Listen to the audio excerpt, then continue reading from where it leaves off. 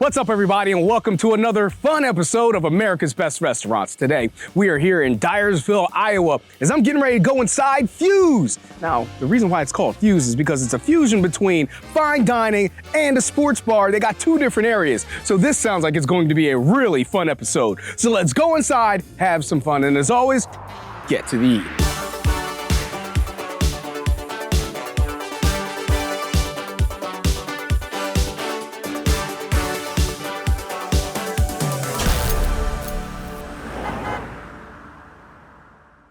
I know you got something really tasty coming up for me.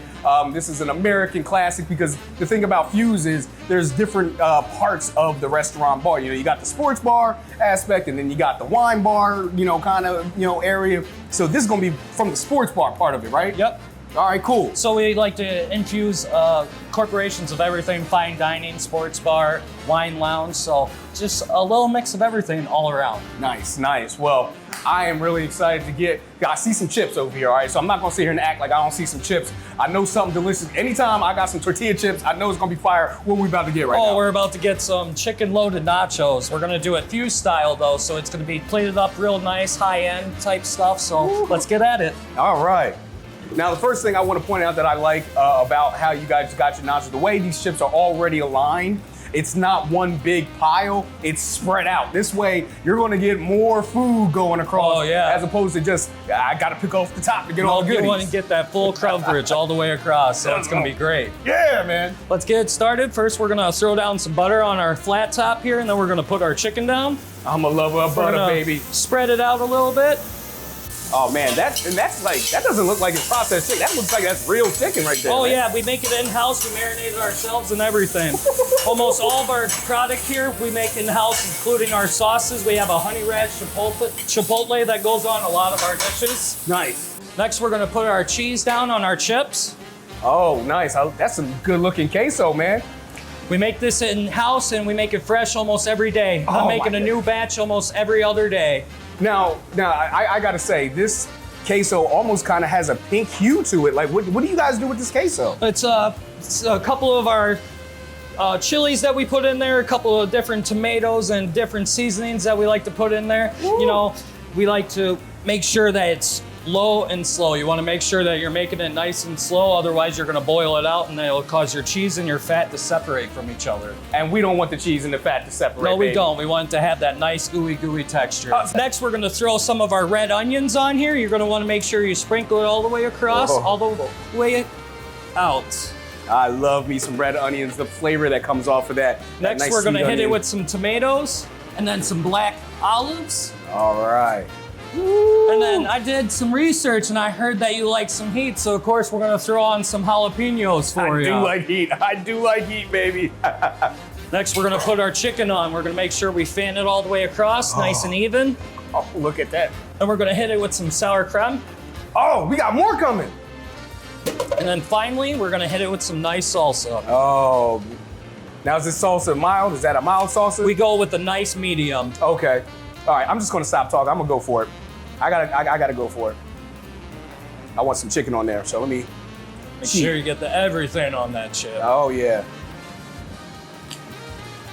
I think I just saw Nirvana. Oh my. Oh, there's the heat. Oh, that jalapeno just hit me. Yo, those nachos slap super hard, dude. Oh my goodness. As I said before, I love how everything is spread out. So you're gonna be able to get a good piece of everything with every chip in there. I love that ooey gooey la la la cheese that you had. The flavor of that queso slaps. And then on top of that, you pile it high. You're not shy about the toppings. That chicken though, this chicken right here, star of the show. Oh, that's good chicken, man. That's really good chicken. I also love how you went with the red onions there. Sometimes people are afraid to put onions, especially the red onions. But that is definitely something that kind of kicks it up another notch as well, man. Great job, Spencer. Great job. Thank you, brother. I appreciate you, man. Well, what I'm gonna do is I'm gonna find myself a little corner. I'm gonna keep on nibbling on this. And after that, I'm gonna sit down. You're gonna have a couple more dishes that you're gonna bring out for us that I can't wait to taste. And I'm gonna sit down and talk to Tara.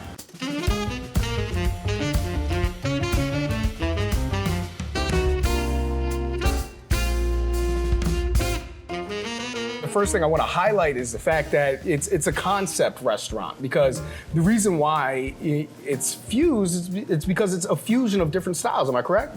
That is exactly right. So I came up with Fuse because I wanted to bring 3 different atmospheres all into one location. So that's where I'm fusing together. So we have the wine lounge, we've got the fine dining, and then we also have a sports bar. Nice. So fusing them all together into one historic, beautiful place. And this place is beautiful, by the way. I mean, I love the wood ceilings. You got the barn doors as you walk inside. I mean, just the aesthetic alone is just really amazing. And you talked about, you know, the wine part of it. You know, we got a nice glass right here, some delicious Cab Sav right here. Tell me about how you came up with this concept. Well, I wanted to, so I was living in Chicago and COVID hit, and I always wanted to own a restaurant. And I wanted to bring a little bit of city back to my hometown. So I sat down and I thought, what does this town all want and need? This town is a big sports town. We love our baseball. We got the Field of Dreams in town here. So I wanted to bring the sports bar with a little bit upper scale to it. But then I also wanted to add a fine dining piece to it, and along with wine lounge. I love my wine, and I know a lot of people around here do too, so I wanted to add that all into one spot for them. So give a little bit of something for everybody.